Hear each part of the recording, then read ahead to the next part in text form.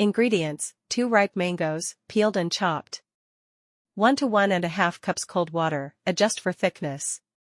2 to 3 teaspoons sugar, optional, depending on sweetness of mangoes. A pinch of salt, optional, to enhance flavor. Ice cubes, optional. Few drops of lemon juice, optional, for a tangy twist. Instructions: peel and chop the mangoes. Remove the seeds. Put the mango pieces into a blender. Add cold water, sugar, and a pinch of salt. Blend until smooth. You can strain it if you prefer a smoother texture. Pour into glasses. Add ice cubes and a drop of lemon juice if you like.